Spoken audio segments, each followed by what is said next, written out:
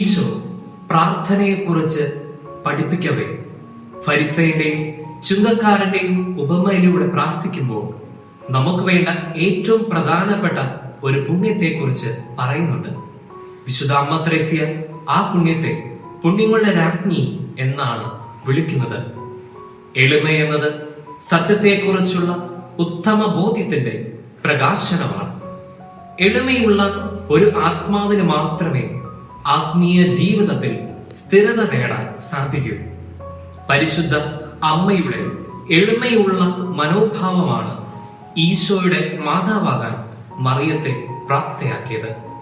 എളിമയോടെ പ്രാർത്ഥിക്കുന്ന ആത്മാക്കളെ മാത്രമേ പ്രാർത്ഥനയുടെ ഉന്നത തലങ്ങളിലേക്ക് ദൈവം നയിക്കൂ എന്ന് വിശുദ്ധ അമ്മ ത്രേസ്യ പഠിപ്പിക്കുന്നുണ്ട്. ചുരുക്കത്തിൽ ദൈവസന്നിധിയിൽ എളിമയോടെ പ്രാർത്ഥിക്കാൻ ഇന്നു മുതൽ നമുക്ക് പരിശ്രമിക്കാം. ദൈവം തന്ന ദാനങ്ങൾക്ക് നന്ദി പറഞ്ഞുകൊണ്ട് കഷ്ടപ്പാടുകളിലും പരീക്ഷണങ്ങളിലും ദൈവത്തിൽ പൂർണ്ണമായി ആശ്രയിച്ചുകൊണ്ട് പുണ്യങ്ങളുടെ ഒരു ജീവിതം പടുത്തുയർത്തുവാൻ നമുക്ക് ശ്രദ്ധിക്കാം.